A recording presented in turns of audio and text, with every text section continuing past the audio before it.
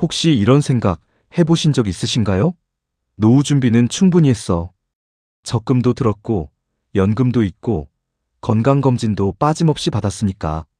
그런데 막상 은퇴를 하고 나서 왠지 모르게 마음이 허전하고 텅 빈 것 같은 느낌. 통장엔 분명히 돈이 있는데 몸도 그럭저럭 괜찮은데 아침에 눈을 뜨면 오늘 하루를 어떻게 채워야 할지 막막하기만 합니다. 전화기를 들었다가 내려놓고 마땅히 연락할 사람이 없어서 그냥 혼자 밥을 먹고 텔레비전 앞에 앉아 시간을 보내다 하루가 또 저물어 갑니다. 분명히 열심히 살아왔는데 뭔가 중요한 것을 빠뜨린 것 같은 그 찜찜한 기분. 낯설지 않으신가요? 우리는 노후를 준비하면서 평생 딱 두 가지만 바라봐왔습니다. 통장 잔고, 그리고 건강 수치. 하지만 실제로 노후를 살아가는 많은 분들이 이렇게 고백합니다. 돈도 있고 몸도 건강한데 왜 이렇게 외롭고 허전하지? 라고요. 오늘 저는 여러분께 조금 낯선 이야기를 드리려고 합니다. 노후에 우리를 진짜로 지켜주는 것은 통장 잔고가 아닐 수도 있다는 것입니다. 돈보다 훨씬 중요한, 그러나 아무도 제대로 가르쳐주지 않았던 심리적 연금의 이야기를 지금 시작하겠습니다.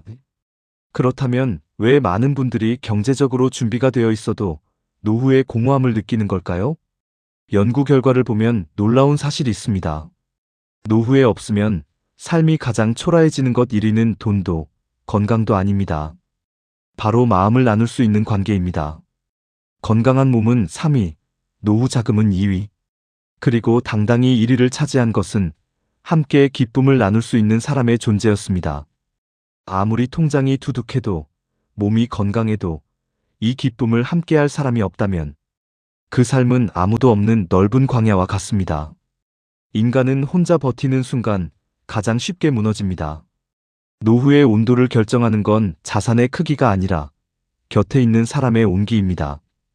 여기서 심리학자 루선스가 제안한 개념을 소개해드리겠습니다. 바로 긍정적 심리 자본입니다. 어렵게 들리실 수 있지만 쉽게 말하면 이렇습니다. 은퇴 후에 급격한 변화를 버티게 해주는 내 마음속 힘의 4가지 원천입니다. 첫 번째는 희망입니다. 목표를 향해 나아가려는 의지와 그 길을 찾아내는 능력입니다. 두 번째는 자기 효능감입니다. 새로운 일을 시작할 때 나는 할 수 있다고 믿는 마음입니다. 세 번째는 복원력입니다. 은퇴 초기의 공허함이나 상실감에서 다시 일어서는 탄력성입니다. 네 번째는 낙관주의입니다. 지금의 변화를 긍정적으로 받아들이고 더 나은 내일을 기대하는 태도입니다. 이 4가지가 모두 합쳐질 때 단순히 더하는 것 이상의 강력한 힘이 생깁니다. 바로 내 안에 잠들어 있는 영웅이 깨어나는 것이죠. 비유를 하나 들어볼게요. 재무적 자산이 노후라는 긴 항해를 위한 배라면 관계와 목적은 그 배를 실제로 움직이게 만드는 연료입니다. 아무리 좋은 배를 갖고 있어도 연료가 없으면 그 자리에서 멈춥니다. 지금 여러분의 배에는 연료가 얼마나 채워져 있으신가요? 그리고 한 가지 더 중요한 사실이 있습니다.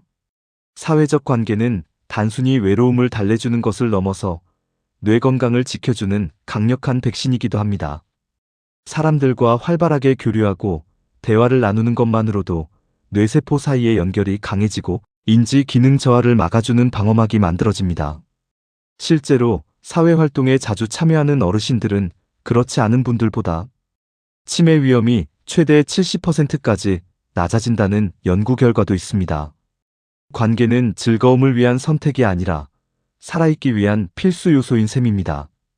그렇다면 이 심리적 연금을 지금 당장 어떻게 쌓기 시작할 수 있을까요? 3가지 실천 방법을 함께 나눠보겠습니다. 첫째, 나는 무엇을 위해 하루를 시작하는가를 다시 정의하세요. 은퇴 후 많은 분들이 정체성의 함정에 빠집니다. 평생 직장인이었던 사람, 교수였던 사람, 사업가였던 사람. 그 명함이 곧 나 자신이었기 때문에 명함이 사라지는 순간 나 자신도 사라지는 것처럼 느껴지는 것이죠.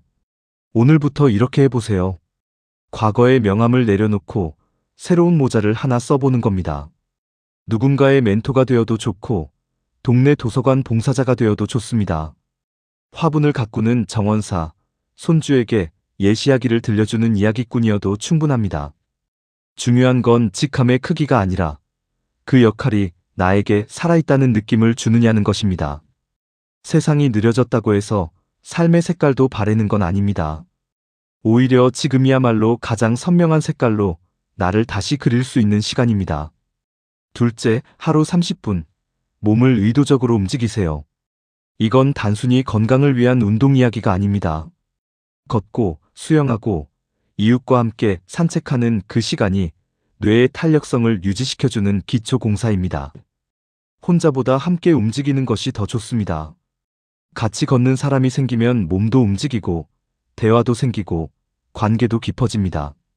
일석삼조입니다. 작게 시작하세요. 동네 한 바퀴도 충분합니다.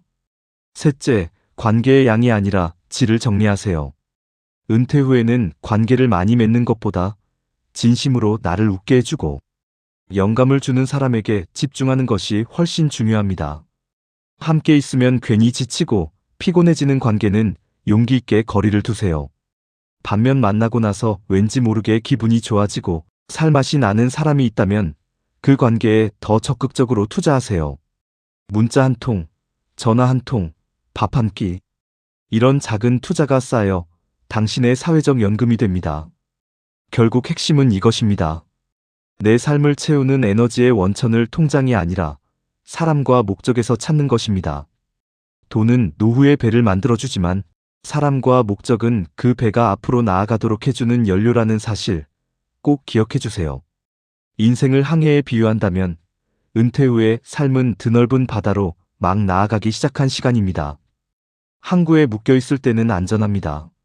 하지만 배는 항구에 머물기 위해 만들어진 것이 아닙니다. 은퇴는 끝이 아니라 드디어 내가 원하는 방향으로 키를 잡을 수 있게 된 시작입니다. 하지만 그 넓은 바다를 혼자 항해하려 하면 두렵고 막막합니다. 옆에 함께 노를 저을 사람, 별을 같이 바라볼 사람, 폭풍이 왔을 때 손을 잡아줄 사람. 그 사람들이 있을 때 항해는 비로소 모험이 됩니다. 한 83세 어르신이 이런 말씀을 하셨습니다. 세상이 느려졌지만 색깔은 오히려 더 선명해졌다.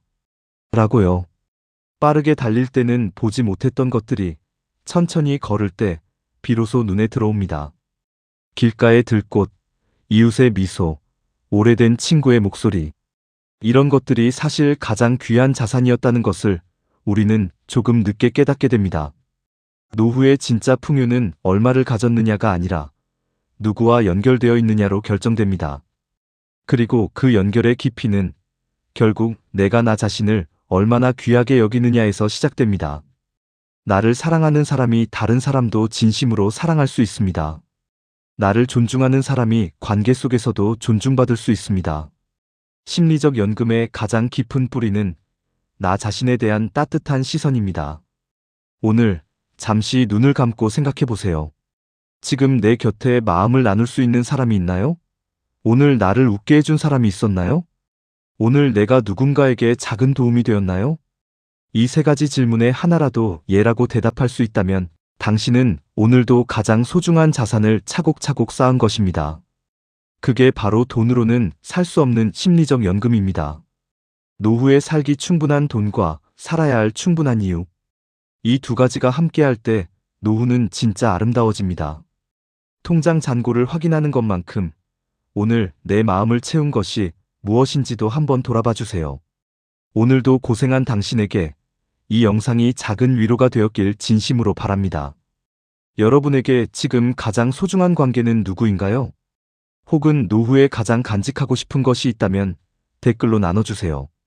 여러분의 이야기 하나하나가 이곳을 찾는 누군가에게 따뜻한 위로가 됩니다. 더 깊고 따뜻한 이야기가 필요한 날, 당신의 마음을 맑게 씻어드리는 이곳은 마음 환기소였습니다. 오늘도 잘 버텨주셔서 감사합니다.